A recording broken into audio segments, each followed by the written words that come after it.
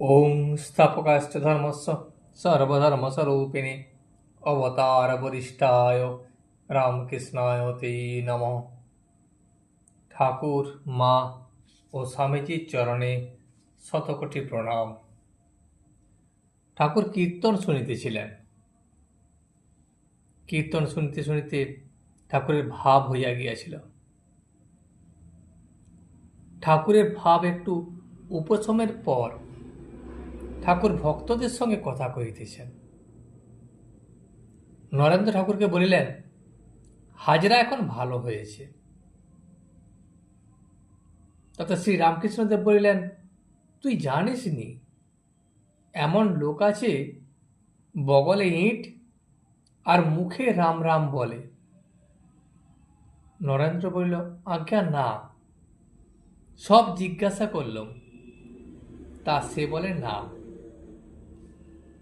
ঠাকুর তখন বললেন, তার নিষ্ঠা আছে, একটু জপ টপ করে তো, কিন্তু অমন গাড়োয়ানকে ভাড়া দেয় না। নরেন্দ্র তখন বলিল, আজ্ঞে না, সে বলে তো দিয়েছি। ঠাকুর আবার বলিল, সে কোথা থেকে দেবে? তখন নরেন্দ্র বলিল, হয়তো রামলাল টামলালের কাছ থেকে কিছু দিয়েছে বোধ হয়।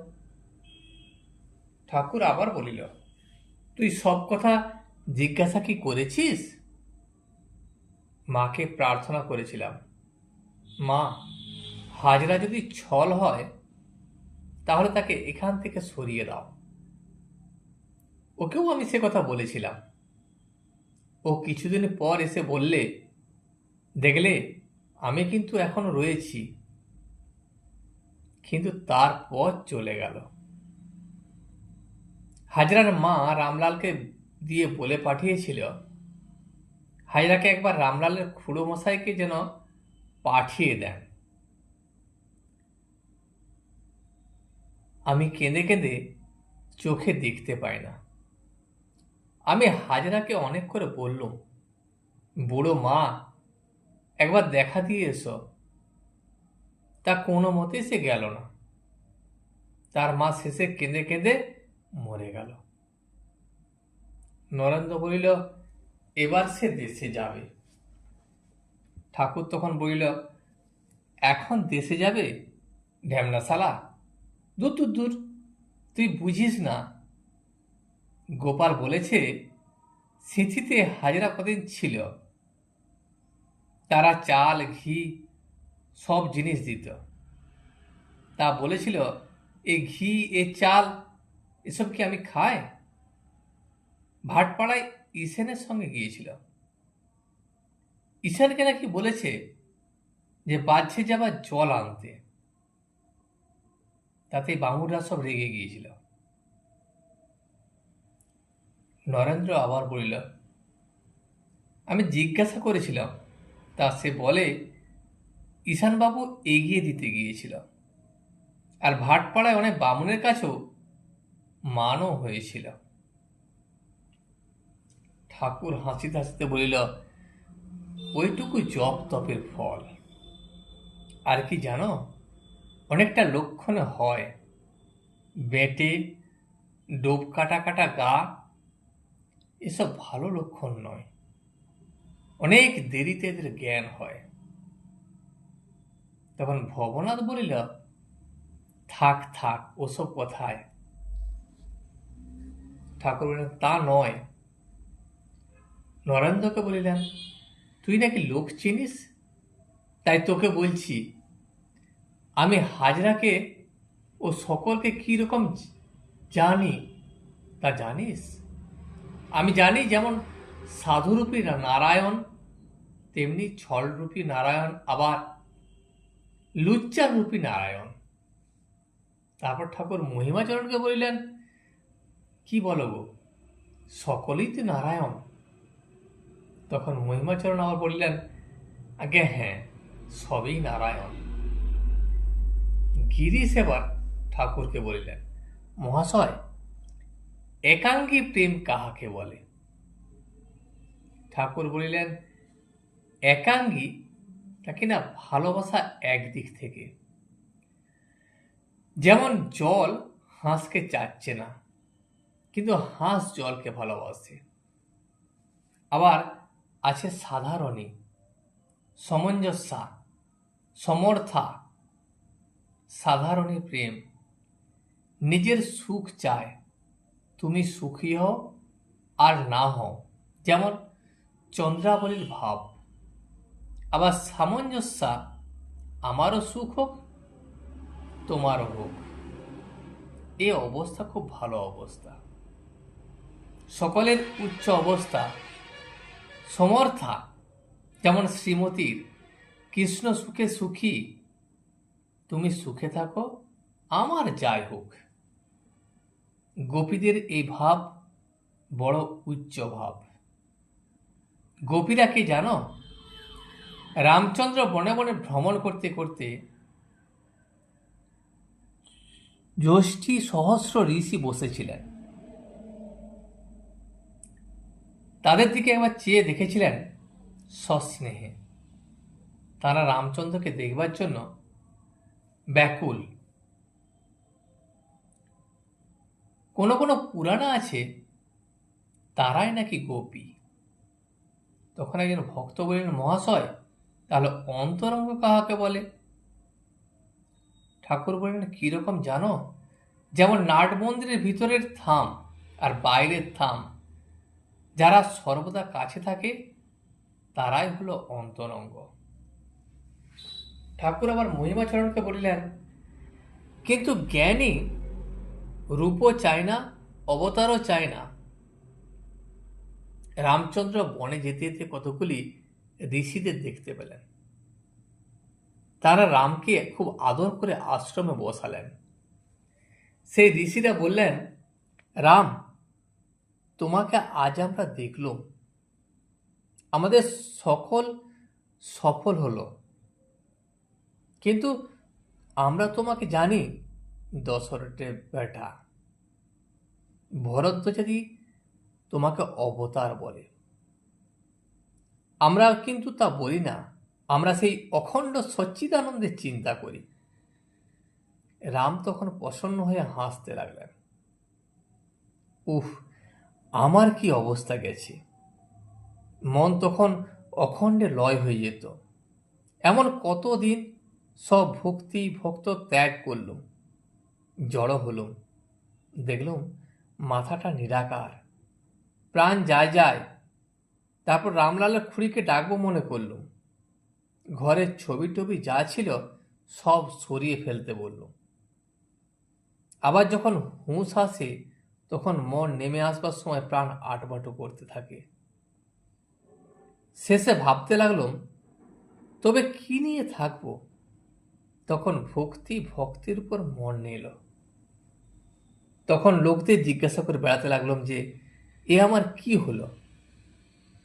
তখন ভোলানাথ বললে, ভারতে আছে। সমাধিস্থ লোক যখন সমাধি থেকে ফিরবে তখন কি নিয়ে থাকবে? কাজেই ভক্তি ভক্ত চায়, তা না হলে মন দাঁড়ায় কোথা? ভারতে আছে কোথার অর্থ হলো মহাভারতে আছে। আর এই ভোলানাথ, ভোলানাথ হলো ভোলানাথ মুখোপাধ্যায়, রানী রাসমণির মুহুরী ছিলেন, পরে অবশ্য খাজাঞ্চি হইয়াছিলেন। মহিমাচরণ ঠাকুরকে বলিলেন, মহাশয় সমাধিস্থ কি ফিরতে পারে? ঠাকুর মহিমাকে বলিলেন, তোমায় একলা একলা বলবো, তুমি এ কথা শুনবার উপযুক্ত। কুয়ার সিং ওই কথা জিজ্ঞাসা করত। জীব আর ঈশ্বর অনেক তফাৎ। সাধন ভজন করে সমাধি পর্যন্ত জীবের হতে পারে। ঈশ্বর যখন অবতীর্ণ হন তিনি সমাধিস্থ হয়েও আবার ফিরতে পারেন। জীবের থাক, এরা যেন রাজার কর্মচারী। রাজার বাড়ি পর্যন্ত যদি যাতায়াত, রাজার বাড়ি 7 তলা, কিন্তু রাজার ছেলে 7 তলা আনাফনা করতে পারে, আবার বাইরেও আসতে পারে। ফেরে না সব বলে, তবে শঙ্করাচার্য, রামানুজ এরা সব কি? এরা বিদ্যার আমি দেখেছিল, মহিমাচরণ বলিলেন, তাই তো, তা না হলে এত গ্রন্থ লিখলে কেমন করে? ঠাকুর আবার বললে, আবার দেখো, প্রহ্লাদ, নারদ, হনুমান এরাও কিন্তু সমাধির পর ভক্তি রেখেছিল। মহিমাচরণ বললেন, আজ্ঞা হ্যাঁ। ঠাকুর আবার বলিতে লাগিলেন, কেউ কেউ জ্ঞান চর্চা করে বলে, মনে করে আমি কি হয়েছি, হয়তো একটু বেদান্ত পড়েছে, কিন্তু ঠিক জ্ঞান হলে অহংকার হয় না। অর্থাৎ যদি সমাধি হয় আর মানুষ তার সঙ্গে এক হয়ে যায়, তাহলে আর অহংকার থাকে না। সমাধি না হলে ঠিক জ্ঞান হয় না। সমাধি হলে তার সঙ্গে এক হওয়া যায়, আর অহং থাকে না। কিরকম জানো? ঠিক দুপুরবেলা সূর্য ঠিক মাথার উপর ওঠে, তখন মানুষটা চারদিক চেয়ে দেখে আর ছায়া নাই। তাই ঠিক জ্ঞান হলে, সমাধিস্থ হলে অহংরূপ ছায়া থাকে না। ঠিক জ্ঞান হবার পর যদি অহং থাকে, তবে যেন বিদ্যার আমি, ভক্তের আমি, দাস আমি, সেসব অবিদ্যার আমি নয়। আবার জ্ঞান ভক্তি দুইটি পথ, সে পথ দিয়ে যাও তাকেই পাবে। জ্ঞানী একভাবে তাকে দেখে, আর ভক্ত একভাবে তাকে দেখে। জ্ঞানীর ঈশ্বর তেজময়, আর ভক্তের হলো রসময়। ভবনাথ কাছে বসিয়া আছেন ও সমস্ত শুনিতেছেন। ভবনাথ নরেন্দ্রের ভারী অনুগত ও প্রথম প্রথম ব্রাহ্ম সমাজে সর্বদা যাইতেন। ভবনাথ ঠাকুরকে বললেন, আমার একটা জিজ্ঞাসা আছে। আমি চণ্ডী বুঝতে পারছি না। চণ্ডীতে লেখা আছে যে তিনি সব টক টক মারছেন, এর মানে কি? ঠাকুর বললেন, ওসব লীলা। আমিও ভাবতুম ওই কথা, তারপর দেখলুম সবই মায়া। তার সৃষ্টিও মায়া, তার সংহারও মায়া। ঘরের পশ্চিম দিকের ছাদে পাতা হয়ে আছে। এবার গিরিশ ঠাকুরকে ভক্তদিগের কে আহার করিয়া লইয়া গেলেন। বৈশাখের শুক্লা দশমী, জগৎ যেন হাসিতেছে, আর ছাদ চন্দ্রকিরণে প্লাবিত। এদিকে ঠাকুর শ্রী রামকৃষ্ণকে সন্মুখে রাইয়া ভক্তেরা প্রসাদ পাইতে বসিয়া আছেন। সকলেই আনন্দে পরিপূর্ণ। ঠাকুর তখন নরেন্দ্র নরেন্দ্র করিয়া পাগল। নরেন্দ্র সন্মুখে পৌঁছিতে অন্যান্য ভক্ত সঙ্গে বসিয়া আছেন। মাঝে মাঝে ঠাকুর নরেন্দ্রের খবর লইতেছেন। অর্ধেক খাওয়া হইতে না হইতেই ঠাকুর হঠাৎ নরেন্দ্রের কাছে নিজের পাত থেকে দই ও তরমুজের পানা লইয়া উপস্থিত। বললেন, নরেন্দ্র, তুই এইটুকু খা। ঠাকুর বালকের ন্যায় আবার ভোজনের আসনে গিয়া উপবিষ্ট হইলেন। আজ এই পর্যন্তই। ভিডিওটি শেষ পর্যন্ত দেখার জন্য আপনাকে অসংখ্য ধন্যবাদ। ভিডিওটি যদি আপনার ভালো লেগে থাকে তাহলে একটা লাইক, কমেন্ট এবং বন্ধুর সাথে শেয়ার করে দেবেন। সাবস্ক্রাইব করে পাশে থাকা বেল আইকনটি বাজিয়ে দেবেন, যাতে আপনাদের নতুন ভিডিওগুলি সর্বপ্রথম আপনার কাছে পৌঁছে যায়। জয় শ্রী রামকৃষ্ণ, জয় শ্রী রামকৃষ্ণ, জয় শ্রী রামকৃষ্ণ।